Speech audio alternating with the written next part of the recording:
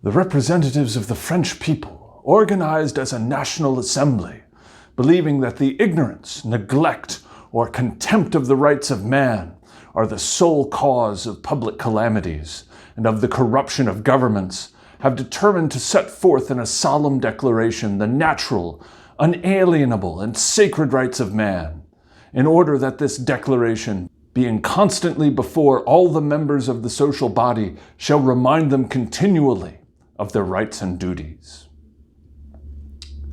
That's the French Declaration of the Rights of Man and Citizen from August of 1789, in the opening stages of the French Revolution, which began that same year. The first right from that document reads, "Men are born and remain free and equal in rights. Social distinctions may be founded only upon the general good." Point 3. The principle of all sovereignty resides essentially in the nation. No body nor individual may exercise any authority which does not proceed directly from the nation. Those are noble principles which signified an attempt on the part of the revolutionaries to make a clean break with how things had been done previously in France and embark upon a program of dramatic, indeed radical change to transform French society. They hoped for the better. Even the most enthusiastic backer of this French Revolution, however, would have to admit that things didn't actually go according to plan, or indeed all that well. In 1792, we saw the transition from the initial sort of liberal phase of the revolution in a much darker direction toward the dictatorial and radical regime that presided over what is often termed the Reign of Terror. Even after the architects of the terror were overthrown in 1794, the situation didn't become any more democratic, as you saw first the Directory, and then a new spin on the old authoritarian idea of monarchy under Napoleon Bonaparte. So it is worth asking the question, was any of this really worth all that trouble? Or was the French Revolution of 1789 just BS? Let's find out. Hey there, I'm Dr. Doug Campbell, and I hope you weren't thinking I was actually going to do the whole video in a frilly shirt. Although a better question is, why do I have a frilly shirt in the first place? What's going on with that?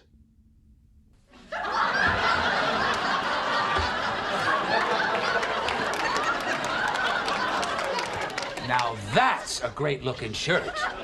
Aye, Captain, yeah. That shall remain a mystery. But, as I said, we're here to talk about the French Revolution. The thing to know to start with is that the French Revolution was very much inspired by the ideals of the Enlightenment, an intellectual and cultural movement that had been going on for the better part of 100 years previously. The Enlightenment argued for a vision of humanity as essentially free, as possessing certain basic and inalienable rights, and possessing the ability to use reason to order their societies and their governments, and argued that tradition was a fundamentally flawed guide when it came to building a human society. Now, in the 18th century, there were three great Enlightenment-inspired revolutions. The American Revolution, which began in 1776 and culminated in the drafting of the US Constitution and Bill of Rights. The French Revolution, which we're talking about, which began in 1789. And then the Great Haitian Revolution, which saw the slaves of the island of Saint-Domingue rise up and establish their independence in the greatest and really the only truly successful slave rebellion in all of human history. Each one of those revolutions is well worth talking about and has its own unique features. For the American Revolution, there has been an ongoing debate about how genuinely radical and democratic it was. There is a pronounced strain in the historiography of the American Revolution that argues that it was fundamentally a conservative revolution, that the revolutionaries were not trying to transform their society, but merely to preserve the rights that they felt they had traditionally enjoyed as subjects of the English crown, which were now being violated by the King of England and the British government. Obviously, there are certain things that are much more radical. The language of the preamble of the Declaration of Independence, I think, goes beyond that purely conservative understanding of the American Revolution. But at least you can make a pretty strong argument that in a lot of ways the American Revolution was the most fundamentally conservative of the three. The Haitian Revolution, on the other hand, was directly influenced by the French Revolution. So to understand what was going on in Haiti, you have to understand the French Revolution. And also, obviously, it had its own thing going on with the component of race and slavery and stuff like that. That leaves then the French Revolution to be dealt with as really the first genuine attempt to take these Enlightenment ideals and say, let us truly transform French society. And I think most of the work on the French Revolution is focused on that it wasn't really an effort to conserve or to restore previous versions of what it had meant to be French, but to rewrite that from the ground up and make a clean break. You can see these efforts to profoundly transform French society in a number of different events. From the very start, the French Revolution sought to shift where the sovereignty comes from in the French government. The theory that had been in play in France for several centuries at this point was old school absolutist divine right monarchy. The king gets his power from God. The French Revolution argued that no, any legitimate government gets its power from the people of France. That is a genuinely radical idea and an attempt to profoundly transform French society. Everything flowed from that. You had the Estates General, which had been called simply to reform tax policy in France, moving to declare itself a national assembly, vowing not to disband until they had drafted a new constitution for France. It was this body that yielded that Declaration of the Rights of Man and Citizen that we began with. And from there, you saw a number of measures of increasing radicality, the abolition of the nobility, those previous kind of medieval distinctions between people in society based on birth, got rid of that.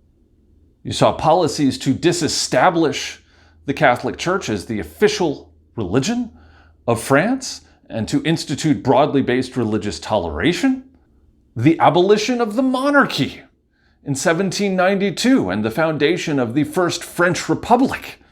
The calendar was completely reformed. They started renumbering the years, starting with the Roman numeral 1 from the point when the new constitution had been adopted. They renamed all of the months of the year. They came up with a new way of counting the days of the week. They got rid of the entire previous system of weights and measures, which were very much like the old English system with pounds and ounces and gallons and quarts and stuff like that. Like the math is always weird and, how many inches in a foot and feet in a mile and all of that stuff. And they decided to come up with a new, they thought, more rational way of doing things. Let's make everything base 10. Let's make the math and the conversions nice and easy. Let us base our measures on estimates related to, for distance, the circumference of the Earth, which they miscalculated, but still, the idea remains at least. And unlike the calendar reforms, which only lasted for maybe a decade, the new weights and measures, that stuck. You may have heard of it, the metric system, which the entire world, except for the United States, uses on a regular basis and works excellently. So in a lot of ways, you can see this restless spirit on the part of the revolution to try and change things for the better. Unfortunately, though, a lot of this came at the expense of some of the most cherished principles that the revolution had started with. An attempt to enshrine and protect the inherent rights and liberties of all of the people of France. In part, a lot of the difficulty and what drives these in an authoritarian direction is that the surrounding states are profoundly hostile and don't want to see these revolutions succeed. Certainly that was the case with the French Revolution, that from the very beginning, France's neighbors in Europe kind of rattled their sabers and issued grim warnings about, like, you guys need to watch it, because they were afraid of the ideals of the French Revolution and didn't want to see them spread to their countries. Eventually, France found itself at war with all of the other great powers of Europe, and if that weren't bad enough, also found itself locked in a nasty civil war against opponents of the revolution at home. Like, no regime, no government is going to be all that stable under those sorts of circumstances. That said, we should not excuse the worst abuses of these governments. And if you look at, for example, the Committee of Public Safety under Robespierre, the sort of 12-man panel that during the Reign of Terror governed France, they suspended the previous democratic reforms of the French Revolution. People accused of betraying the revolution were summarily arrested, given only the barest pretense of a trial, and then in many cases simply executed. The method of execution used in France during the terror, the guillotine, is in some ways, I think, a pretty good symbol of some of what was going wrong here. Alors pour la peine.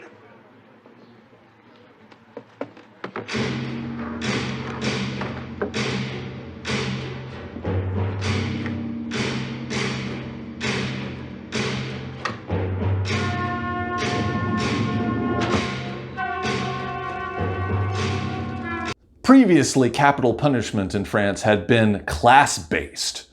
That is, according to the social background, the birth of the person accused of the crime, there were various punishments. And for capital punishments, some of them were gruesome and barbaric, pressing or drawing and quartering. So the guillotine was an attempt to sort of equalize all of that and say, look, any person who is convicted of committing a capital crime in France will be executed in this manner. It's one size fits all, doesn't vary according to social class. The guillotine seems macabre and terrifying now. It was originally intended as a swift and humane form of punishment. It was supposed to be quick, clean, painless. Some of the propagandists for these reforms argued that the condemned would feel nothing more than a cool breeze on the back of their necks, which, I don't know. I've felt like cool breezes on the back of my neck, and the guillotine seems like it would feel different than that.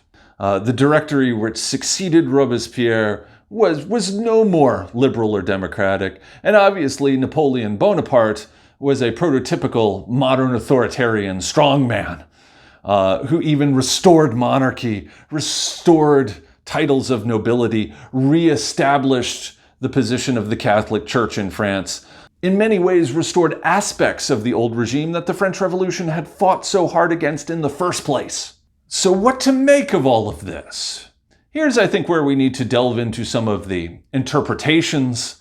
Often I leave recommended readings for a brief section at the end of these videos. I think here we need to expand it a little bit, keeping in mind that few events have been more thoroughly studied and written about than the French Revolution. Thousands and thousands of books have been published every year for the more than 2 centuries since the French Revolution. From the very beginning, though, there have been certain very influential interpretations. To start with, one of the earliest is the Anglo-Irish parliamentarian Edmund Burke's Reflections on the Revolution in France from 1790, which was a criticism of the French Revolution. And he published this before the Reign of Terror or any of the trippy stuff had happened, and basically argued that, you mark my words, this is going to go really badly. And the fact that it did, I think, gives us some sense that he was right about some of this. Now, Burke's work is one of the foundational, kind of seminal publications of the conservative tradition. His basic argument is the French Revolution went wrong from the beginning because it had discarded all of France's traditions. Burke argued that if you threw out your traditions, then there were no limitations to what could happen. And that's something that the revolutionaries in any scenario tend to agree with, but they're thinking, oh my gosh, if we throw out all those traditions, there's no limit to what we can do.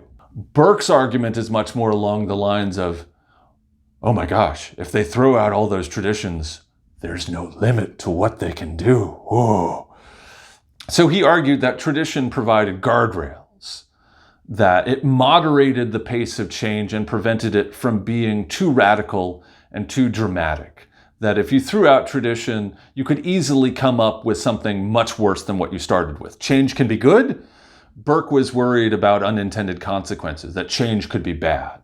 Also, much more of a pragmatic thinker, arguing that, abstract principles like those of the Enlightenment are too flimsy a foundation to build a society on, that only the established bedrock of tradition gives you a solid enough base on which to build.